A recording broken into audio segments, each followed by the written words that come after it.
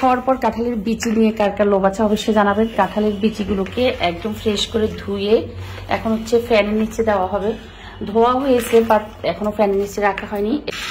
আসলে অনেক সময় পায়েস রান্না করলে অনেকে বাদাম দেয়, আমি যদিও পায়েস রান্নাতে বাদাম দিই না, কিন্তু আমাদের হচ্ছে ভর্তা বানানো হয় সবচেয়ে বেশি বাদাম ভর্তা। আর এদিকে হচ্ছে চিংড়ি মাছ এগুলা প্রায় 5 থেকে 6 কেজির মতো হবে। এগুলা হচ্ছে গ্রাম থেকে কুটে ধুয়ে পরিষ্কার করে জাস্ট হচ্ছে হলুদ মেখে ঢাকা পাঠিয়ে দিয়েছে, বাট আমরা হচ্ছে এখন ছোট ছোট পুটলি করে তারপর হচ্ছে রান্নার জন্য রেখে দিব।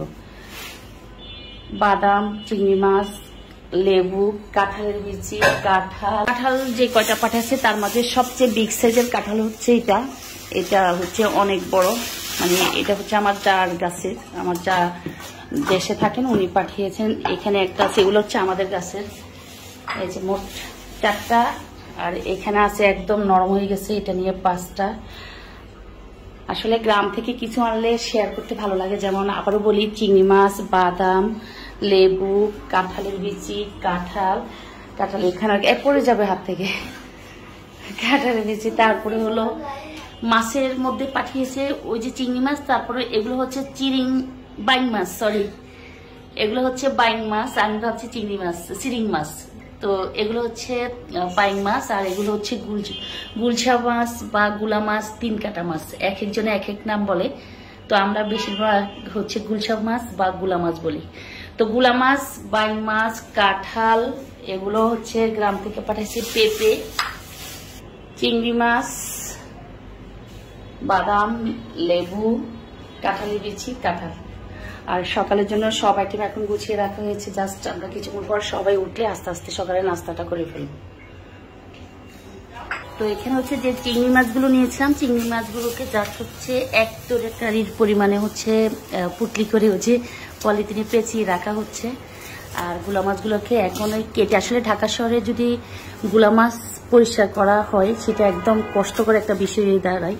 গ্রামের বাড়িতে যেমন বিভিন্ন ঘাটলাতে পরিষ্কার করা যায়, আর ঢাকায় আনলে একদম বাজে একটা অবস্থায় করতে হয়। 3 কাটা মাছ, যে ধরনের মাছগুলোকে ডোলে ঘষে পরিষ্কার করে রান্নার জন্য রেডি করা হয়, ওগুলো আসলে একদম মানে আমাদের জন্য একটু রান্নার আগে, যে ধোয়ার আগে টাফ হয়ে যায় পরিষ্কার করা।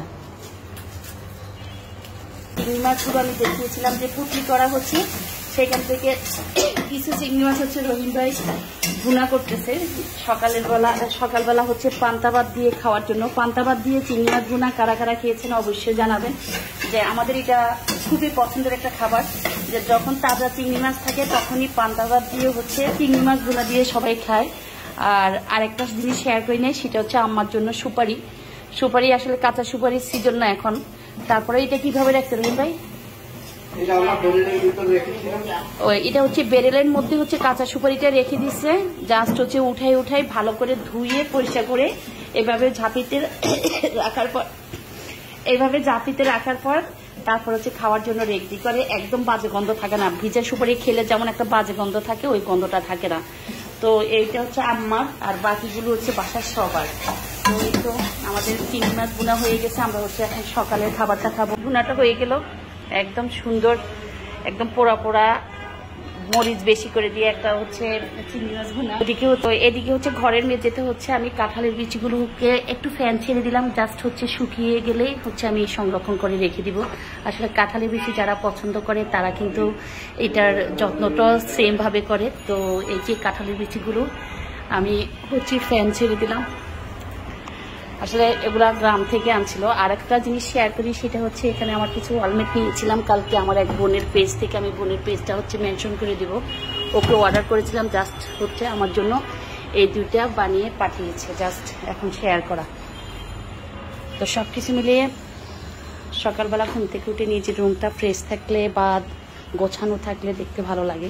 তো কার কি অনুভূতি অবশ্যই জানাবে।